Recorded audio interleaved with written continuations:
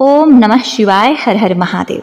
आप सभी को तिल चौथ संकट चौथ की ढेरों शुभकामनाएं। प्रिय भक्तों, आज की वीडियो में आप जानेंगे कि माघ मास की संकट चौथ तिल चौथ का व्रत कब है, व्रत के सही नियम और चंद्रोदय का समय क्या है।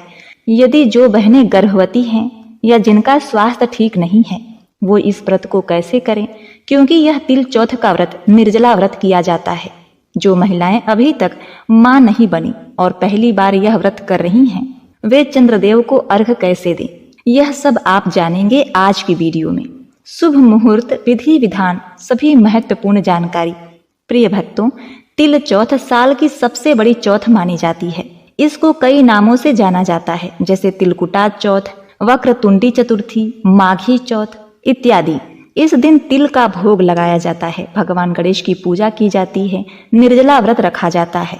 अपनी संतान की सुख समृद्धि के लिए, उनको दीर्घ आयु बनाने के लिए, उनका स्वास्थ्य अच्छा रहने के लिए यह व्रत बहुत ही महत्वपूर्ण होता है। तो प्रिय भक्तगणों, अपनी मनोकामनाओं की पूर्ति के लिए, संतान की लंबी आयु के लिए वीडियो को लाइक और कमेंट बॉक्स में जय श्री गणेश, संकट चौथ माता की जय अवश्य लिखें। प्रभु कृपा से आपका व्रत अवश्य ही सफल होगा, आपकी संतान की आयु लंबी होगी। तो संकट चौथ के नाम से ही पता चलता है, यह चौथ जो संकटों का नाश करने में सक्षम है। मंगल मूर्ति श्री गणेश जी शुभता के प्रतीक हैं। माताएं अपने संतान की संकटों से रक्षा के लिए श्री गणेश जी से गुहार करती हैं कि उनकी संतान जहां भी रहे सुरक्षित रहे और उनकी सुख समृद्धि में वृद्धि हो। प्रिय भक्तों, कुछ प्रांतों में इस दिन चौथ माता की पूजा की जाती है। वहां गणेश जी बिठाए तो जाते हैं, पर प्रमुख रूप से चौथ माता बनाई जाती हैं और उस चौथ माता की पूजा की जाती है। तिलकुट का भोग लगाया जाता है। संध्या के समय चंद्रमा को देखकर व्रत को खोला जाता है। पद्म पुराण के अनुसार इसी दिन कार्तिकेय जी के साथ पृथ्वी की परिक्रमा लगाने की प्रतिस्पर्धा में श्री गणेश जी पृथ्वी की बजाय भोलेनाथ और माता पार्वती की 7 बार परिक्रमा की थी। तब शिव जी ने प्रसन्न होकर देवों में प्रमुख मानते हुए श्री गणेश जी को प्रथम पूजा का अधिकार दिया था। आपको बता दें कि जैसा कि नाम से ही आपको लग रहा है, तिलकुटा चौथ, इस व्रत में तिल का बहुत अधिक महत्व है। इस दिन तिल का दान किया जाता है और तिल से बने व्यंजन का ही भोग गणपति जी को अर्पित किया जाता है। आपको बता दें कि गणपति की पूजा में सबसे ज्यादा चीज का इस्तेमाल होता है, वो है दुर्वा। इस दिन गणपति जी को दुर्वा अर्पित करनी चाहिए। इस दिन तिल और दुर्वा बहुत जरूरी चीजें हैं। तो अब बात करते हैं 2026 में तिल चौथ का व्रत कब है।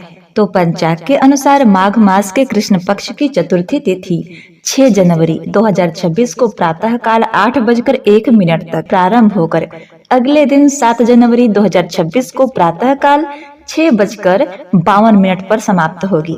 ऐसे में संकट चौथ तिल चौथ का पावन पर्व 6 जनवरी 2026 मंगलवार के दिन ही मनाया जाएगा और इस दिन चंद्रमा को अर्घ देकर ही व्रत पूर्ण किया जाता है।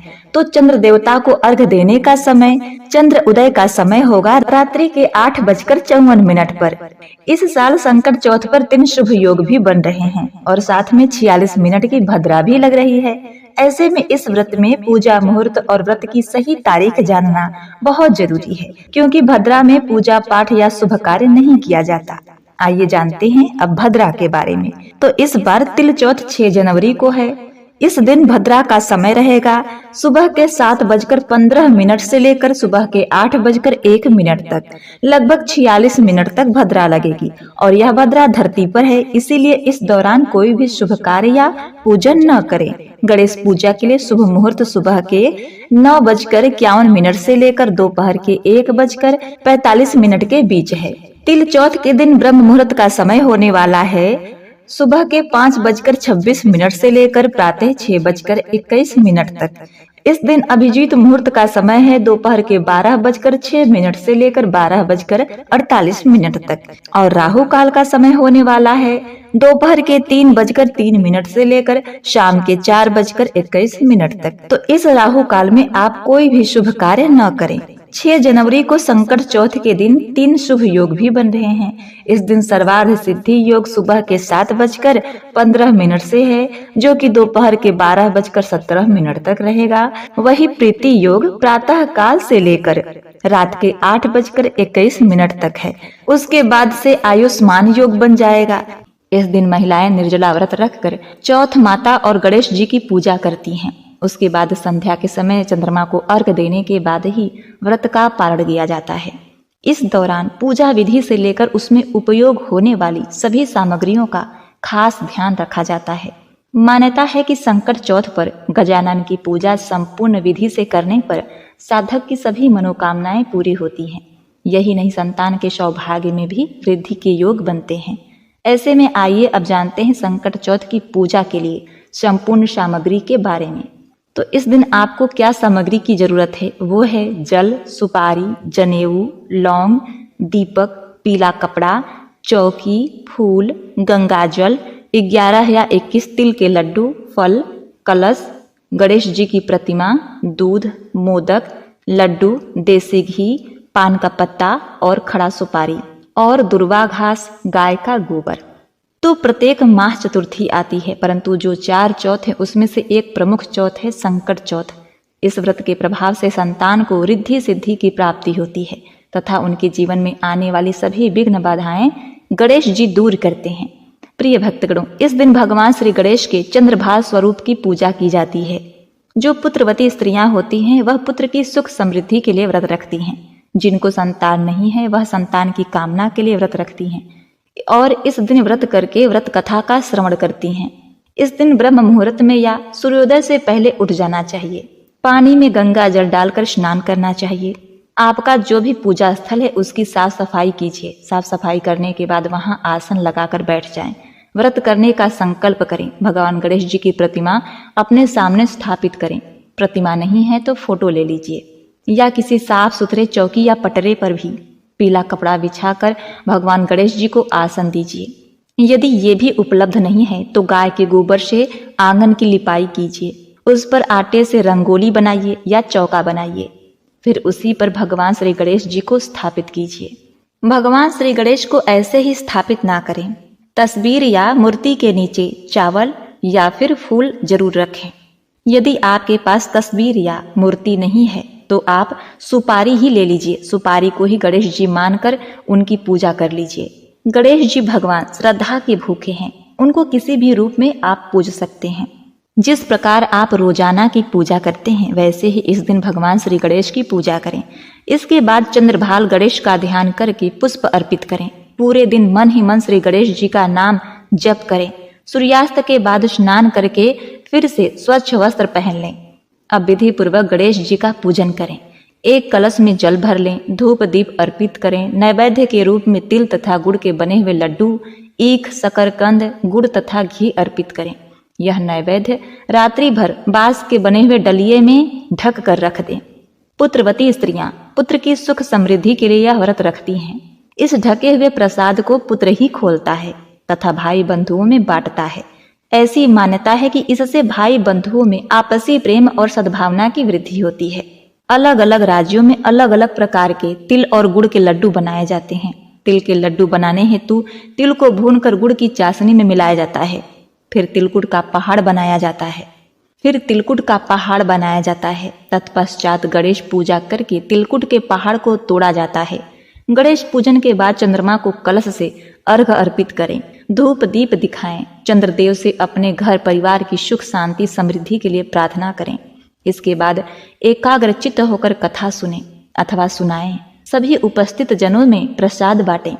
प्रिय भक्तगणों, अब सवाल ये आता है कि यह मौसम सर्दियों का है। ऐसे में धुंध तथा बादलों के कारण यदि चंद्रमा दिखाई न दें तो आप इस दिन चावल से चंद्रमा का आकृति बनाइए और उन्हीं को ही देखकर अर्घ दीजिए।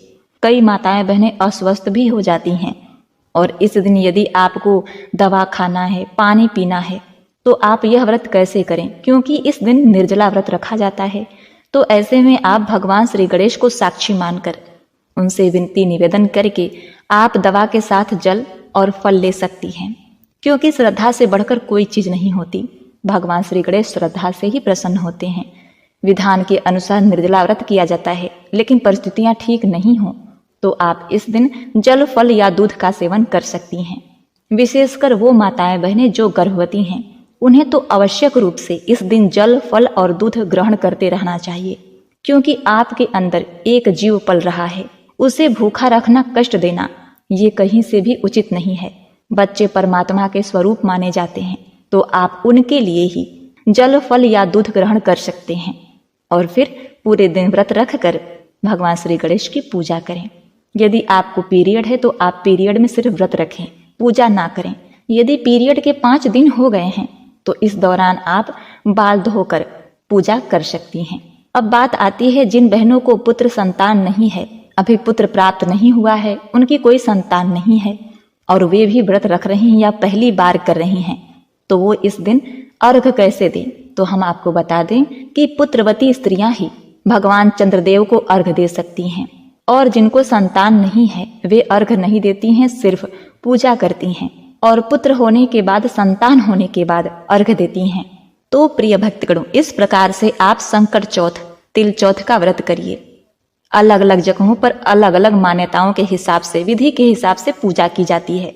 आपके यहाँ जैसे विधि विधान से पूजा होता है आप वैसे पूजा कीजिए। बाकी मैंने जो समय और तारीख बताया है उसे आप देख लीजिए, सुन लीजिए और नोट भी कर लीजिएगा ताकि आप न भूलें।